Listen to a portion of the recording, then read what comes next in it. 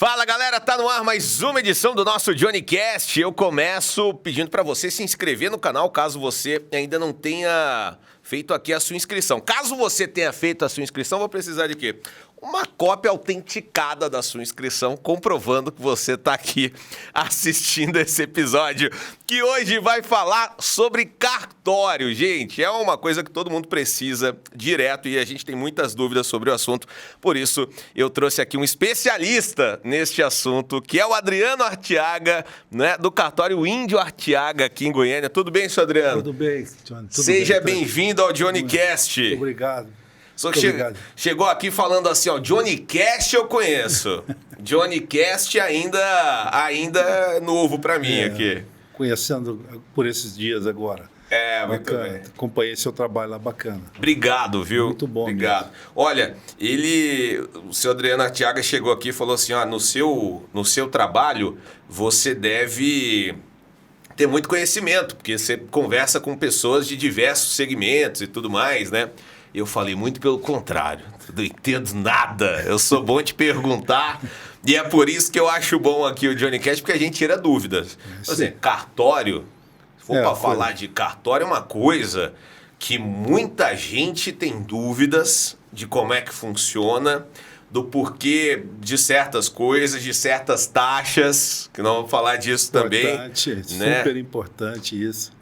Agora, o cartório, por mais que muita gente ache que ele vem burocratizar algumas questões, é justamente o contrário, né, senhor Adriano? Ele vem para ser uma ponte para facilitar certos processos. Na verdade, a ideia do cartório é para dar segurança nos atos praticados, né? Então, quando você dá publicidade, o cartório existe para dar publicidade a tudo que o cidadão faz.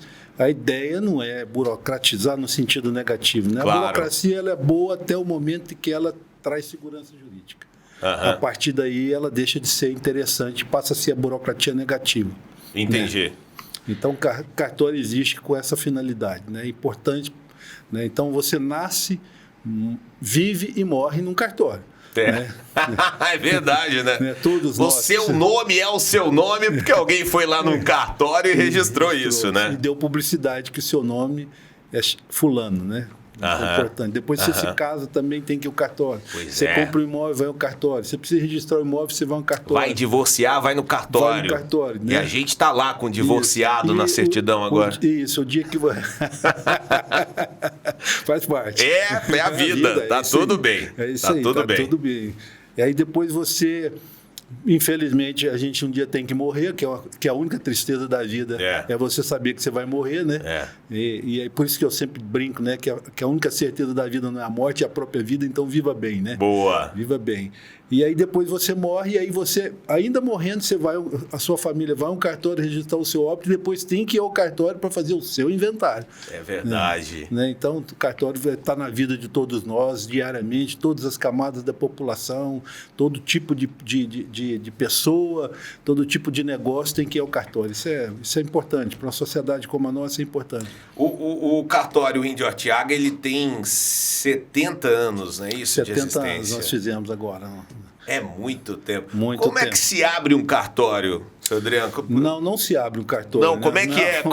Conta pra gente. Se eu decidir agora, eu quero ter um cartório, é possível ou não? Não é possível. Como é que possível, funciona? claro. Se você vai fazer um curso de direito ou trabalhar por no mínimo 10 anos num cartório, e aí se habilita para um concurso público, e fazendo um concurso público você pode ingressar na atividade notarial. O cartório é uma delegação de serviço público. Entendi. O Estado, na visão do legislador, impedido de exercer essa atividade de uma forma, eu diria, eficaz, ela escolhe um modelo de você delegar a particulares para exercer uma função pública em caráter particular. Entendi. E assim funcionam os cartórios. Eu diria que os cartórios são a primeira tentativa do Estado de fazer aquela famosa PPP, a parceria público-privada. E é uma parceria que dá certo há pelo menos uns 100 anos, né? E dá certo no mundo inteiro, no mundo latino, né? Porque o sistema anglo-saxão é diferente, eles não têm cartórios no modelo nosso, é um pouco diferente, mas cartório não se abre. Entendi. Cartório se alcança através do concurso, como eu havia dito aqui, né? Mas de quanto em quanto tempo tem esses concursos? Porque a gente tem tudo bem? A gente tem um número... Tudo bem, gente? Tá tudo jóia.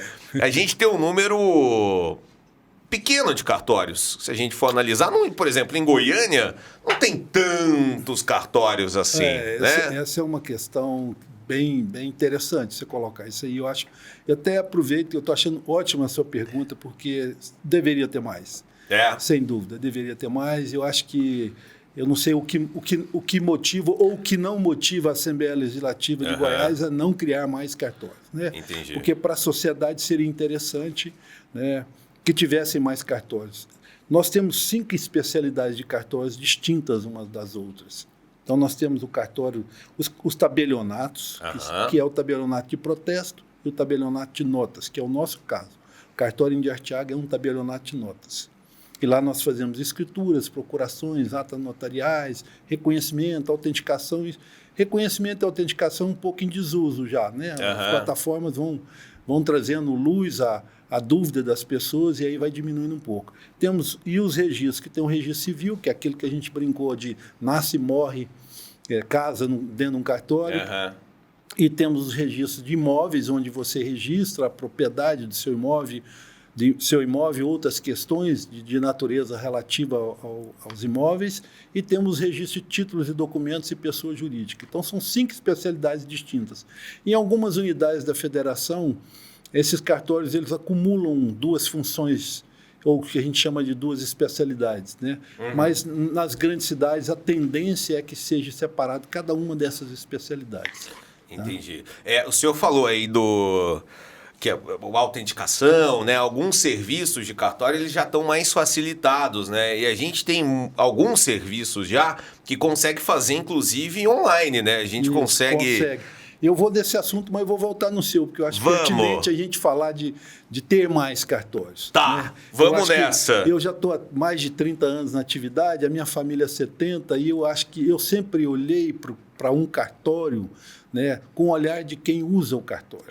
Né? Que eu acho que é muito importante você oferecer para a pessoa aquilo que ela realmente precisa. Sim. E o cartório não é um negócio. Né? Isso é bom deixar claro. Cartório não pode ser visto como um negócio. Cartório é uma atividade que você exerce em caráter privado, mas é uma atividade pública, e que a primeira responsabilidade de um tabelião ou de um registrador é servir à sociedade, né? Dar à sociedade, porque o verdadeiro... Tirando aquela expressão que todo mundo fala, donos de cartório, né? Quem é dono do cartório é a sociedade.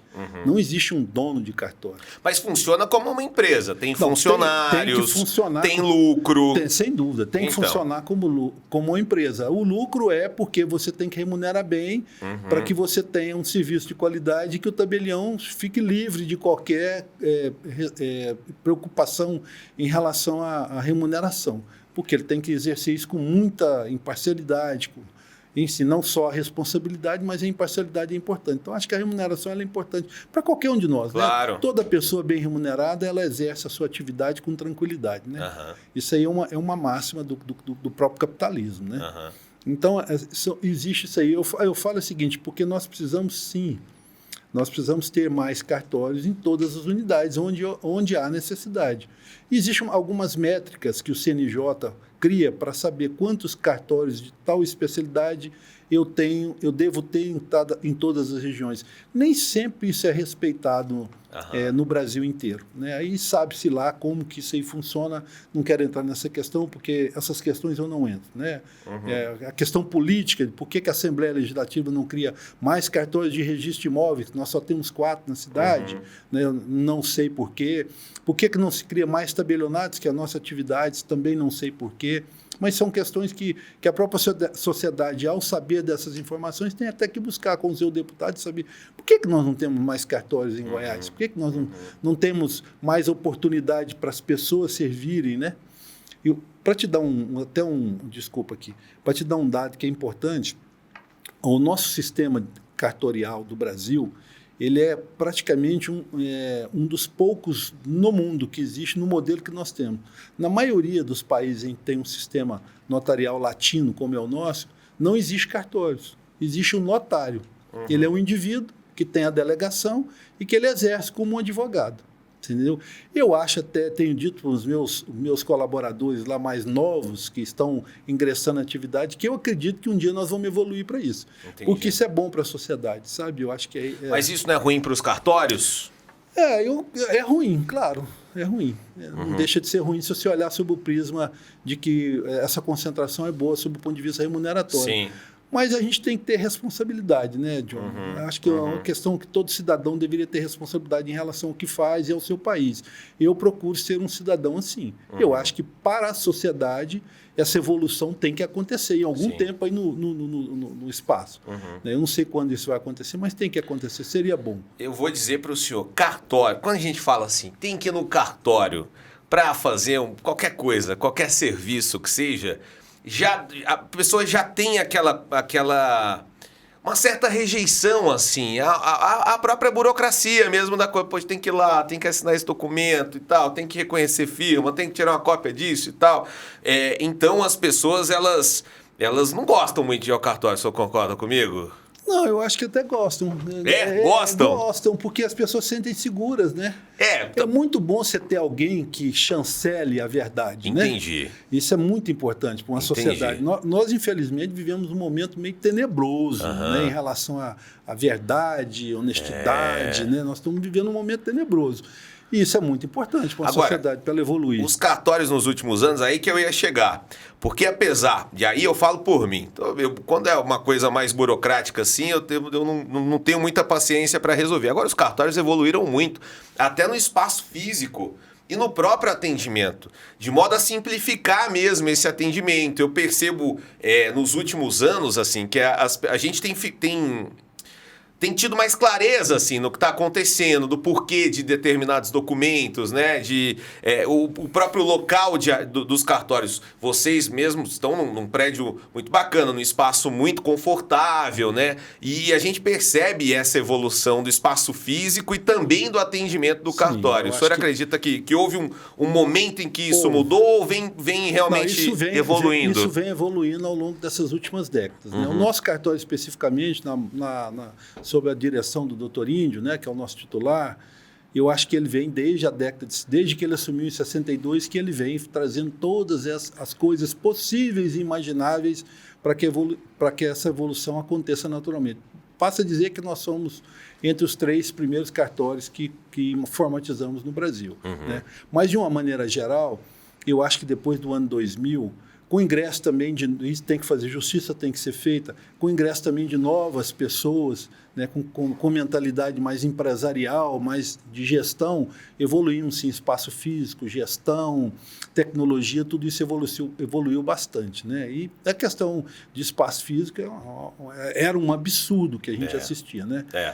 Eu não vivi isso, porque desde que entrei na atividade, o Dr. Índio sempre teve a preocupação de devolver à sociedade tudo aquilo que a sociedade coloca dentro do cartório. Então, ele sempre investiu nas instalações, nos equipamentos, nos profissionais, tudo isso ele sempre teve uma visão muito à frente. A agilidade do atendimento é importante, né? Que é super importante. Né? Hoje, se por aqui, pelo seu celular, você nem precisa ir mais ao cartório se você não quiser.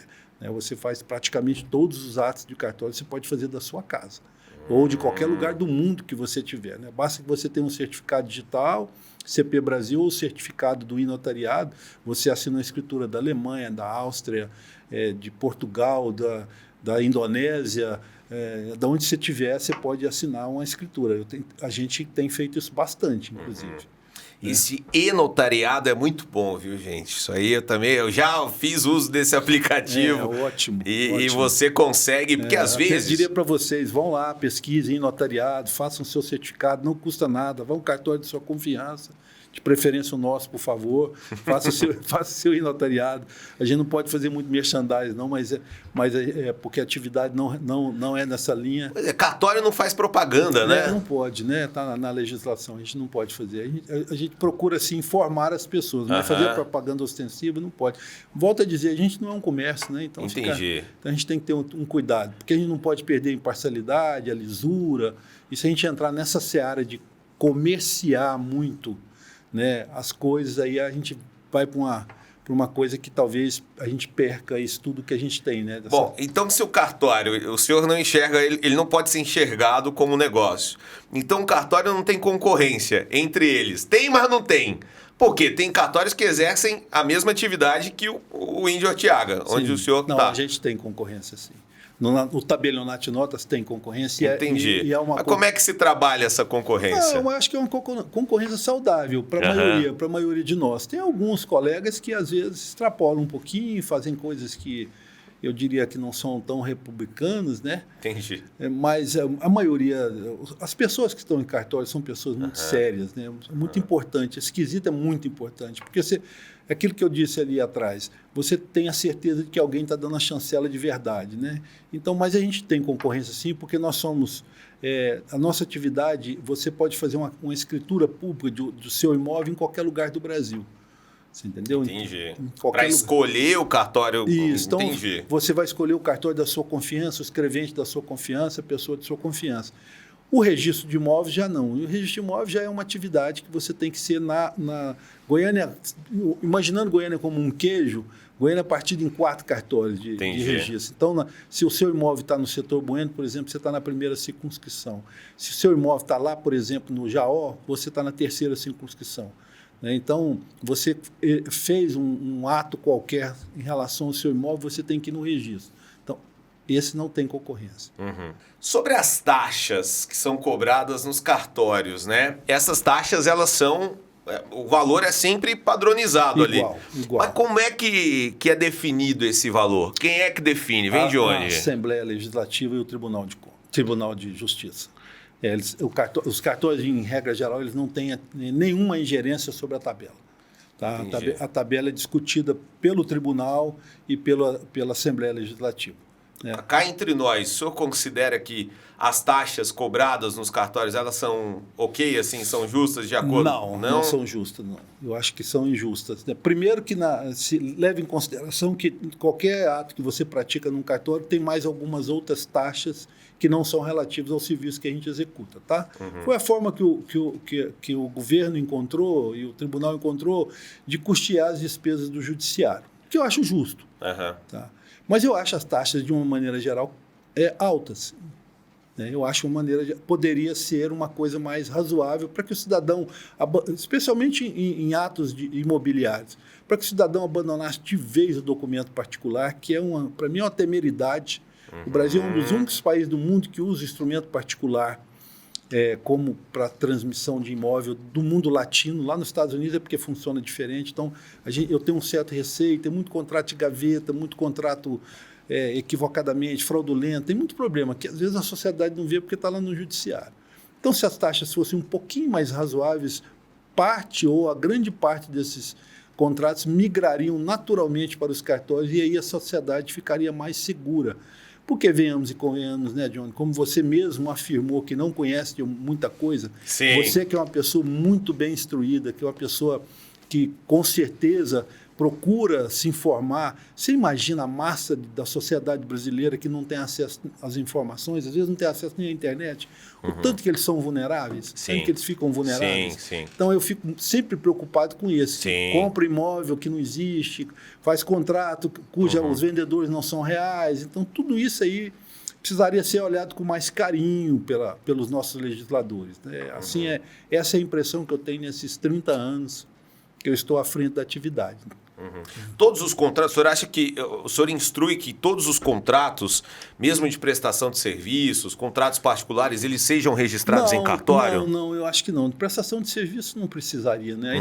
Aí seria um exagero, né? Porque eu acho mais aqueles que é a transmissão imobiliária, né? Entendi. Contratos que transferem direitos reais, que são difíceis de você retomar a situação do status quo anterior se for uma fraude, né? Então, eu acho que esse sim. Mas o contrato de prestação de serviço não tem razão, né? Ainda dentro dessa minha pergunta da necessidade ou não do uso do cartório, tem alguma coisa que o senhor repara, além disso que o senhor está dizendo do instrumento particular de transferência de imóvel, né? Tem algum outro serviço que as pessoas deveriam utilizar mais o cartório e que não utilizam, ou porque não acham necessário, ou porque não têm o conhecimento de que precisariam ir até o cartório? Eu acho que as pessoas deveriam procurar o cartório antes de fazer esses negócios, para poder, assim, para poder se instruir de uma maneira mais, eu diria, positiva em relação ao que vai fazer, né? Nós temos, assim, aí a Sociedade Imobiliária de Goiânia e de Goiás pode atestar o que eu vou dizer. Nós temos sempre essa preocupação e eu já formei muitos e muitos corretores ao longo dessa minha vida com cursos. Hoje não preciso mais, porque hoje o Cresce já assumiu essa posição, mas nós, lá atrás, nós fazíamos eram eventos de 400, 300 corretores e a gente instruindo eles em relação à documentação, a cláusulas contratuais, para poder ajudá-los, né, nessa tarefa que eles têm árdua de identificar possíveis fraudes, né, cláusulas contratuais que não são muito positivas, essas coisas todas, né? Então, eu acho que as pessoas deveriam usar mais o cartório para buscar algumas informações as quais não tem, ou o seu advogado, que também é muito importante, que é uma cultura que precisa ser difundida, né? Você procurar o seu advogado antes de você celebrar qualquer ato, não depois que o problema está instalado, né? Isso é muito importante. O advogado a gente só procura quando já está com o problema. Eu sempre falo que do mesmo jeito que você tem um médico de prevenção, você tem que ter um advogado de prevenção, né? Eu acho que é super importante. Você tem que buscar o cartório também, se você precisar. Eu acho que eu até vou inverter um pouquinho do que você falou. Eu diria para você que tem alguns atos que não precisam mais você procurar cartório, com algumas autenticações você não precisa mais, alguns reconhecimentos de firmas, né? Mas os atos de compra e venda, de uma maneira geral, eu acho que ainda requer você ter bastante cuidado. A gente tem muita fraude ainda, né? Agora, o senhor falou uma coisa que eu particularmente, assim, e aí eu estou chutando aqui, não sei se as pessoas procuram muito o cartório para essa instrução. Eu acho que geralmente quando as pessoas vão ao cartório, elas já vão meio com a coisa pronta já, o negócio já andando, o contrato já pronto ali, geralmente só para assinar, para aquele reconhecimento de firma. Não sei se as pessoas sabem muito bem assim que elas podem procurar esse tipo de instrução, né, no cartório. Deveriam, né? Mas vão pouco. Pelo volume de negócios realizados, elas vão muito pouco procurar o cartório para pegar essa instrução. Os contratos particulares aí que vão para reconhecer firma, a gente nem tem ingerência sobre o conteúdo.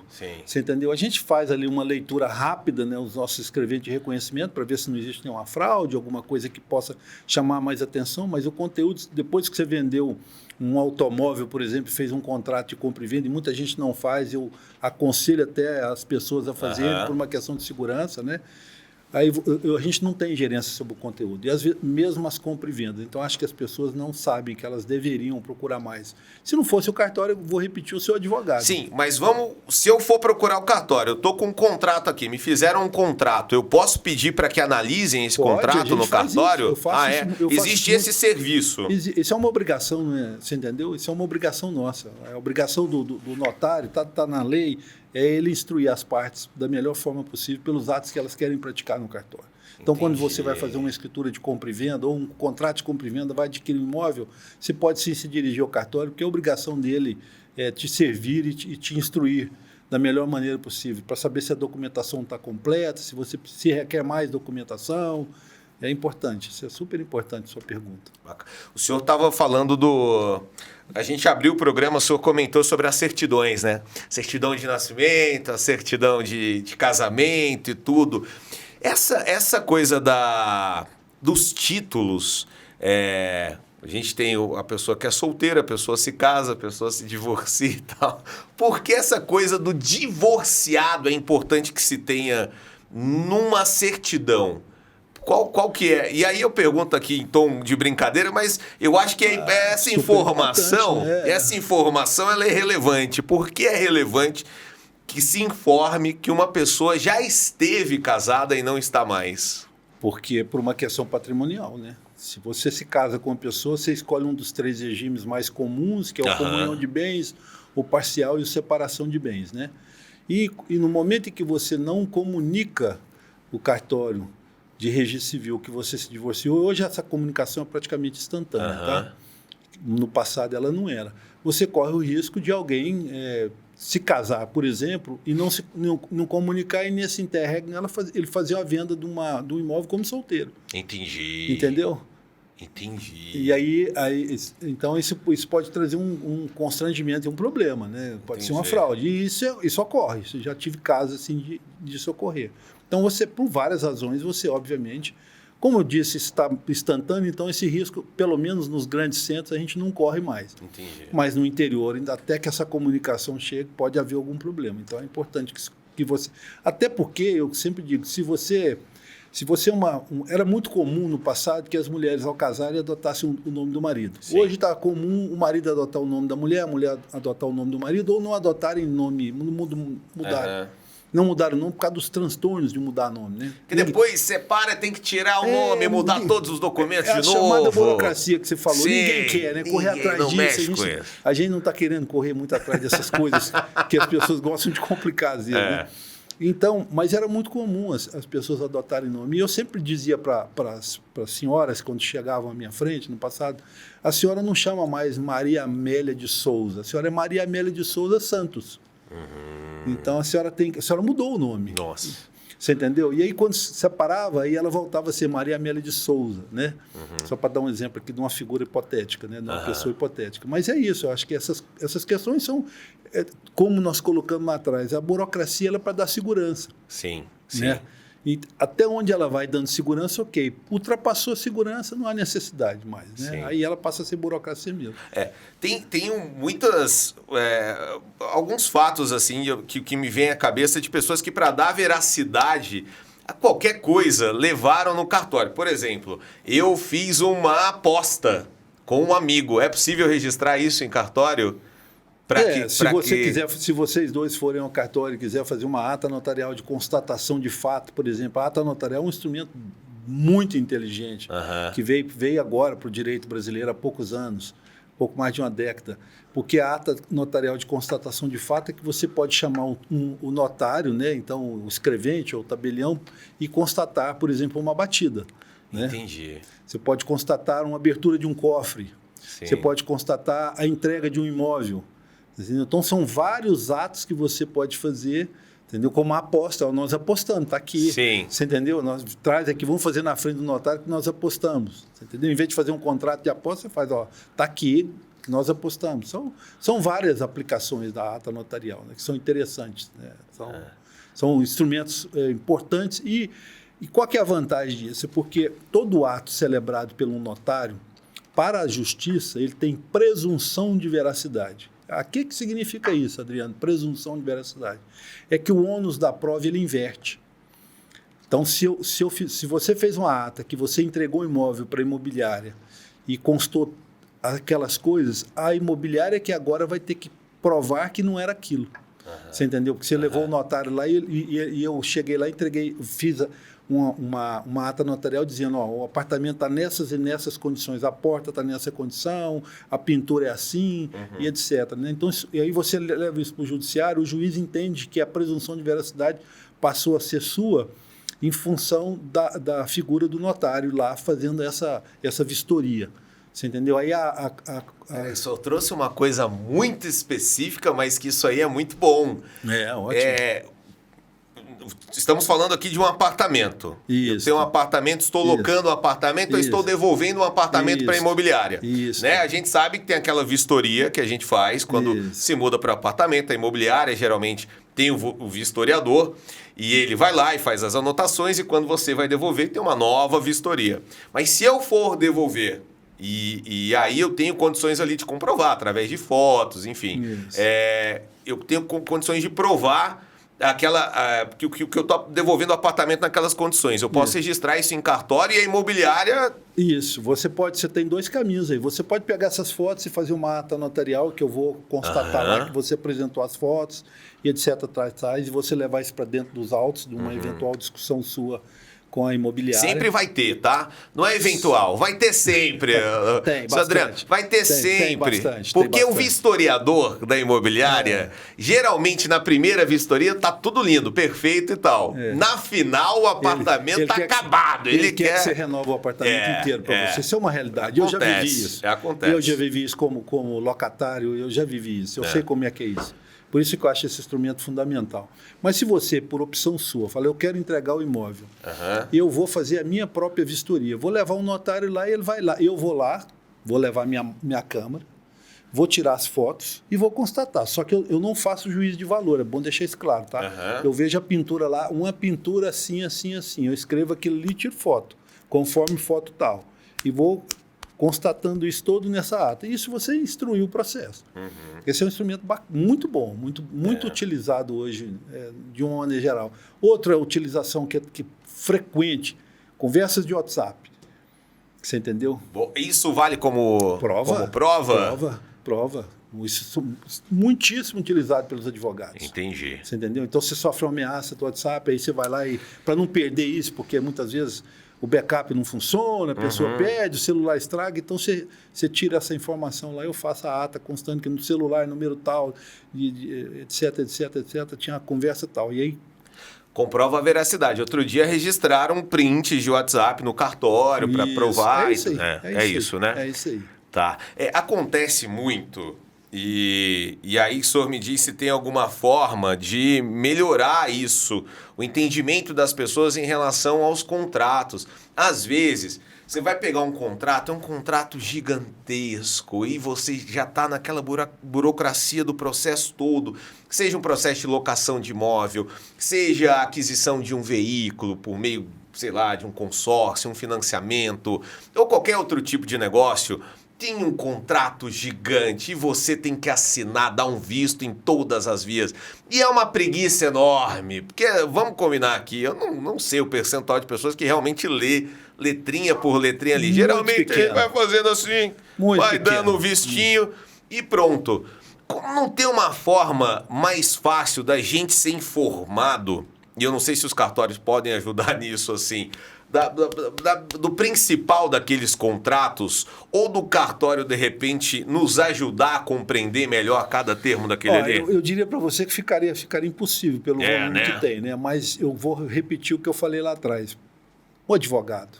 Esse é o papel de um advogado, né? Ele é que tem que ser. Do mesmo jeito que você confia um notário, e eu tenho muitos casos, N casos de clientes meus antigos, que quando vão celebrar um contrato comigo, eu falo assim, para sua leitura, ele fala assim, você leu, Adriano? Eu falei, é óbvio, eu que fiz. Então, posso assinar? Eu falo, claro, pode assinar, porque é uma base de confiança muito grande, né? Sim. Do mesmo jeito que você tem que procurar um advogado, constituir um advogado que você confia, para que nesses contratos de outras naturezas, talvez, nesse de locação, nesse aquisição de consórcio, etc., que ele possa dizer para você, pode assinar.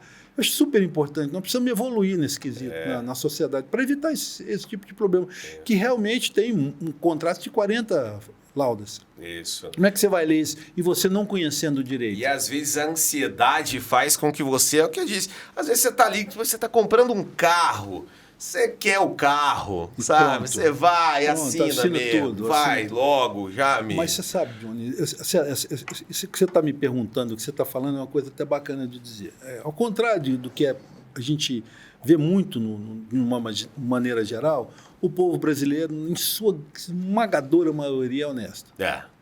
Então, isso é o que deixa a gente tranquilo. Então, é todo mundo muito de confiança. Você entendeu? Então, a pessoa, às vezes, sabe que está fazendo um negócio sério com uma empresa séria, ela confia e sabe que vai dar tudo certo. Né? Agora, quando você está fazendo um negócio com alguém que você não conhece, aí é importante que você, pelo menos, procure saber quem é que você está fazendo negócio, seja uma empresa ou uma pessoa. E se você não conseguir fazer isso, que você contrate alguém que vai fazer isso para você. Né? Isso é muito importante também. Né? Então... Quero fazer uma pergunta absolutamente idiota, mas sobre uma coisa que acontece muito nos cartórios, que é o reconhecimento de assinaturas, né? Você registra a sua assinatura, faz ali o seu cartão, né? Num cartório, cartão de assinatura. Depois você assina um documento e você precisa ir lá comprovar que aquela assinatura é sua, enfim. Eu tenho um problema muito sério, que eu escrevo diferente sempre. E a minha assinatura tem variações. Então, às vezes, eu vou no cartório, eu fico meio nervoso. Eu falo, meu Deus do céu, qual que foi que eu coloquei aqui? Qual que é o ponto de corte para a pessoa que está analisando aquilo? Ela O que ela repara? Existe um treinamento para que ela consiga... Existe um curso de grafotecnia que todo profissional tem que fazer para entender os traços. Obviamente, quando você faz o cartão, você deixa lá o seu traço e a gente analisa. Mas tem casos como você, né, Johnny, que a pessoa muda a assinatura, mas muitas vezes a gente percebe. Né? A máxima no nosso cartório é o seguinte: na dúvida, não faça. Porque eu estou querendo te proteger. Sim. Estou sempre querendo proteger você. Pode aparecer alguém lá, né, o Gabriel dizendo que é você e não é, né? Sim. Então, alguém assinou por você e criou uma obrigação para você. Então, a gente tem uma preocupação em relação a isso. Os atos que a gente faz o reconhecimento como semelhança, ok. Porque a semelhança, a gente diz que assemelha-se, né, à sua assinatura. Então, tem uma implicação jurídica diferente. Agora, os atos que a gente fala como um reconhecimento de firma como verdadeiro, aí tem que ser na frente do tabelião ou do escrevente, ou eu conhecer muito a sua assinatura para eu atestar isso. Isso é importante. O que eu te aconselho, no seu caso especificamente, é que vá ao cartório da sua confiança, escolha um, de preferência o nosso, vou repetir, né? Se você não puder ir, eu mando alguém aqui para fazer o seu cartão e faça vários cartões. Isso. Você entendeu? Com várias assinaturas que você tem como usual e deixa no nosso acervo lá e a gente faz. Ou que a gente usa há muitos anos, né?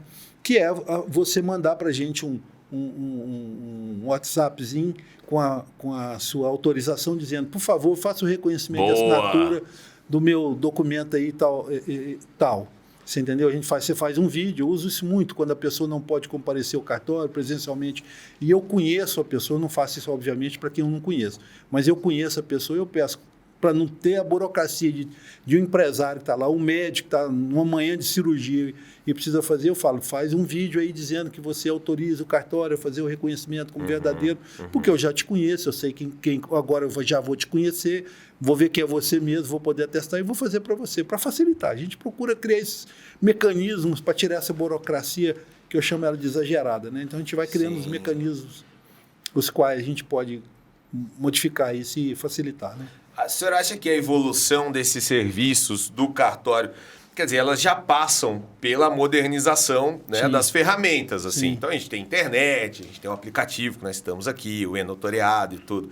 Então, a senhora acredita que o cartório, ele vai melhorar, ele vai continuar melhorando a partir disso mesmo? Sem dúvida, sem dúvida. Alguns atos vão deixar de existir, na medida em que a gente puder ir evoluindo na identificação das pessoas. É documento demais, né, seu Adriano? É muita coisa para assinar, mas nós temos também muito malandro, né? Temos muito malandro. Sim. Eu assisti depois, se você tiver a oportunidade, se você olha na internet, lá no YouTube, um professor da Universidade de North Carolina, ou South Carolina, não sei mais, ele fez uma pesquisa sobre honestidade, chama Dishonest, o trabalho dele. E ele chega a uma conclusão simples lá, você vai ver que uma parcela pequena da população é desonesta e uma parcela pequena da população lá em cima também é absolutamente honesta e o restante aqui vai andando de acordo com o tecido social que ela vai vivendo. Então isso é muito importante, né? A gente saber disso, porque tem muito malandro lá, essa pequena parcela que fica o tempo inteiro arrumando uma forma. Então, a burocracia ela é feita para evitar que esse malandro sobreponha ao restante da sociedade, né? Então, ela tem que existir. Por enquanto, ela tem que existir. Quantas falsificações a gente vê de passaporte? Né? Quantas fraudes a gente vê hoje na internet, de bancos, etc. Né? Então, quantos milhões de dólares os bancos não gastam, né, no mundo inteiro para evitar fraudes, hackers, etc. Né? Então, essa é uma coisa que é da natureza humana. E esses 7%, acho que a conclusão que ele chega lá é 7%, eles fazem muito barulho, né? Aí a gente tem uma sensação equivocada de que... Por isso que eu fiz questão de dizer que a maioria da população é honesta, porque esse 7% faz um barulhão e a gente começa até a colocar em dúvida. São muito dedicados, né? O pessoal que é desonesto, ele se dedica ali na desonestidade, cria ferramentas e tá o tempo todo evoluindo. Ao mesmo tempo que a gente evolui para o bem, essa galera tá evoluindo para o mal. Doutor Índio, quando eu entrei no cartório, ele falou duas coisas para mim muito interessantes, né, que vale a pena eu repetir aqui. Né? A primeira é que o malandro tem todo o tempo do mundo, essa dedicação dele. Enquanto você está aqui trabalhando, nós estamos aqui trabalhando, e ele está lá pensando como ele vai fazer alguma coisa. Né? E ele me disse também, as pessoas que vão te pedir alguma coisa de errado são as que te conhecem. Você entendeu? Olha só. Eu achei isso fundamental na minha formação. Quem trabalha em cartório deve se deparar com uma turma de vez em quando, meio... É raro. Tem como não fazer um... É raro. Não, de vez em quando a pessoa, quando é para ela quer que a lei seja absolutamente rígida. Entendi. Mas quando é para ela cumprir, ela dá uma... Tem fosse mais maleável, não tem o jeito. Mas a maioria não, a maioria cumpre rigorosamente o que a lei determina. Isso é que deixa a gente muito satisfeito e feliz de trabalhar. Porque se a maioria fosse desse jeito, eu já tinha abandonado a atividade muito tempo. Você não aguentaria isso, né? Você não aguentaria isso. A gente, falando de cartório aqui e o tempo todo falando de documentos, né? A gente tem muitos documentos também, né? O senhor acha que uma simplificação desses processos que passam pelos cartórios poderia acontecer também através de uma simplificação desses documentos, de repente uma unificação? O senhor acredita que a gente está nesse caminho, né? Basta dizer que agora nós temos uma identidade, que é o CPF, passou seu número de identidade. Isso, a segunda Menino, não estou sabendo disso não. Vamos lá, como é que é? O seu CPF agora, você vai ter uma única identidade no Brasil. Não vai ser mais SSP Goiás, SSP DF. Entendi. Entendeu? Então, RG... Um RG único. Vai ser realmente o G. E vai ser o seu número de CPF. Certo. Hoje, se você for tirar a sua segunda via hoje, na Secretaria de Segurança Pública, já virá com o seu CPF sendo o seu número de RG. Hoje já é assim. Então, o meu CPF 022, tracinho tal, não é... se eu for tirar um segundo RG... Esse será o seu número de RG agora. Entendi. Essa já é uma evolução, já é uma... Que já diminuiu um número. Já diminuiu um número e um documento. Sim. Certo? Você passou a ter um único documento. Daqui a pouco a gente joga a CNH dentro desse negócio também. Com certeza. Esse é o próximo passo, imagino eu. Talvez não seja comum a todos, porque nem todo mundo que tem o RG vai ter CNH. Mas você vai poder unificar aí para frente. Né? Então, acho que tudo isso aí... Eu acho que a inteligência artificial vai ajudar a gente bastante com um monte de coisa, né? Tomara, né? E outra coisa, eu acho que eu sempre brinco, né? Que a inteligência artificial ela vai acabar com a burocracia. Né? Porque com a inteligência artificial, Johnny, você não negocia. Então, preto no branco, o ali malandro certinho, não vai ter jeito de... Você entendeu? Não vai ter jeito, por exemplo, você não vai ter jeito... que me perdoe os amigos... que não concordam com essa visão minha, mas não vai ter jeito de você negociar, às vezes, uma licença que não pode ser outorgada. Concedida, que isso a gente sabe que é uma realidade. Muitas vezes a pessoa tira uma licença, paga para tirar uma licença que não podia, num período mais curto, pela dificuldade, em razão da própria burocracia, da necessidade. Isso é um papo para muitas horas aqui, né? Isso é um papo para muitas horas. O porquê que o brasileiro, às vezes, fica refém da burocracia e da não burocracia, vamos chamar assim. O senhor acha que a burocracia é a causa de certas... Estou dizendo que se justifica ser malandro porque o negócio está mais difícil. Mas o senhor acha que se não fosse tão burocrático existia menos gente percorrendo caminhos... Não, eu acho que é o ser humano. Né? Eu acho que não é a burocracia. Não. A lei nós não precisamos de mais nenhuma lei. Tem lei nós precisamos demais. do cumprimento da lei. Concordo. Ponto. Concordo. Você entendeu? Até diminuí-la.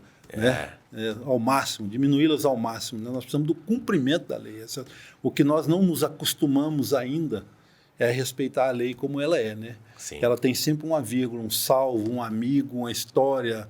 A gente está vendo aí, né? O Brasil, esse mundo tenebroso que nós estamos vivendo hoje no Brasil, né? De a gente não saber, como assim? Como que aconteceu isso aqui, aquilo lá? Não vou entrar em detalhes aqui, mas acho que todo mundo sabe fazer essa análise. Por quê? Porque a gente não tem segurança, né? E aí é um processo complicado.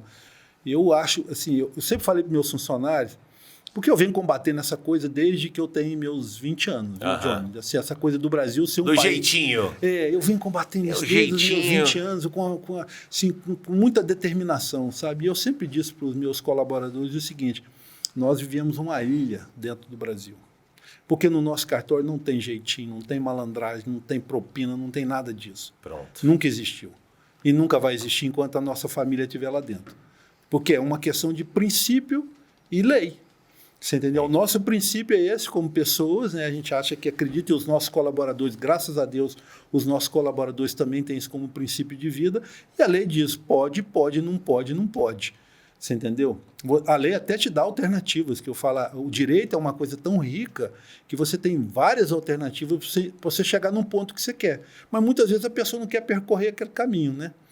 Ela quer dar a volta e mais rápido. E aí já é uma questão de decisão dela. Mas o caminho você percorre, você consegue achar alternativas para ver o seu pleito contemplado. Então é uma questão assim e nós vivemos numa situação hoje que a gente precisa discutir isso no seio da sociedade.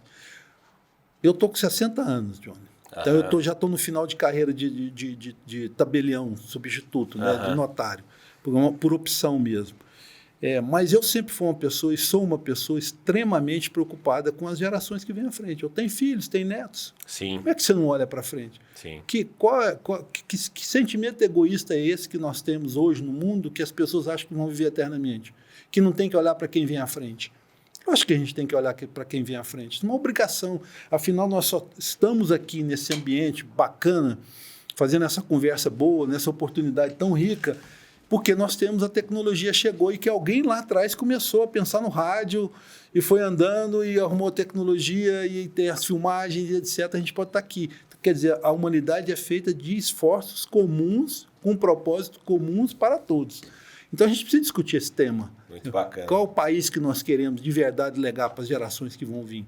Né? É um país de gente honesta, ou nós vamos deixar que os desonestos tomem conta de nós? Essa é uma questão que precisa ficar na mente de todos os cidadãos. Eu agora, mais cedo, para dar um exemplo, estava discutindo com a moça que quer trabalhar em casa que ela queria não assinar a carteira porque quer receber o Bolsa Família. Eu falei, minha filha, não faça isso. Você está prejudicando você, seu país, sua família. Eu entendo sua dificuldade e compreendo. Eu quero te ajudar de outra forma, mas pense nisso com carinho. Né? Eu não quero não assinar a sua carteira porque acho que isso vai ser muito ruim para você. Você entendeu? E é para mim também. Eu não quero ficar com essa coisa na minha cabeça. Mas é isso, nós precisamos discutir isso. E cartórios, por mais burocráticos que sejam, cartórios, por mais onerosos que sejam, eles são importantes para evitar que esse mundo degringole. Você entendeu? Então, acho que tudo na vida, Johnny, é uma questão de custo-benefício. Eu acho que o custo que se paga para ter cartórios é muito pequeno pelo benefício que os cartórios dão para a sociedade. Né? É lógico que precisa de um ajuste, alguns serviços são mais caros, outros são mais baratos, tem algumas coisas que precisam, outras não precisam. Eu acho que essa é uma discussão que precisa ser mais ampla. Precisa ampliar mais a discussão, trazer mais agentes, não ficar mais no miolinho de quem discute e decide, mas abrir mais, igual você está fazendo essa dúvida. Bacana o que você está fazendo aqui hoje. Discutir mais, esclarecer mais. Mas não acho que nós estamos preparados, enquanto Brasil, para ficar sem a burocracia. Entendeu? Pode ser que nós evoluímos aí num espaço de tempo de 10, 20, 30 anos, com inteligência artificial, com tudo isso aí, que a gente evolua para um monte desses serviços desaparecerem. Mas, assim, falar assim, vão ficar sem nada? Não acredito agora, não. Dou fé e assina embaixo. Tudo que o senhor disse bacana, aqui, senhor André. Bom demais. Olha, que maravilha bater esse papo, conhecer mais sobre o trabalho do senhor, o trabalho do cartório Índio Arteaga, né? O trabalho dos cartórios em geral. Acho que tirou muitas dúvidas aqui, não só minhas, mas de todo mundo que está assistindo. Então, só quero agradecer pela gente ter batido esse papo, o senhor ter topado vir participar aqui com a gente. Vou deixar o senhor se despedir de quem está nos assistindo e, inclusive, conhecer o cartório Índio Arteaga também. Então tá, eu que agradeço, obviamente, você e a equipe toda que está aqui, né? A oportunidade da gente falar para a sociedade é sempre boa. Eu sempre sempre relutei um pouquinho de falar, de fazer essas coisas públicas, né? Mas eu acho que agora é dever. Passou a ser um dever esclarecer as pessoas, esclarecer você, da importância de você buscar a informação e saber o que é relevante, o que não é relevante, o que você paga, o que você não paga, né? Eu acho que é importante. Então, procure o nosso cartório, nós estamos ali na Praça do Sol, na Rua 9, à sua disposição. Procure os demais cartórios, procure o seu advogado, mas procure se esclarecer. Não faça as coisas às cegas, né? Você vai fatalmente ter problema. Muito obrigado você por ter me recebido aqui. É sempre um prazer poder discutir e tentar ajudar a sociedade. Eu diria para você que é o meu combustível. Tá ajudando muito. Obrigado, seu Adriano. Obrigado você que assistiu o Johnny Cash. A gente volta na próxima terça-feira. Tchau. Tchau.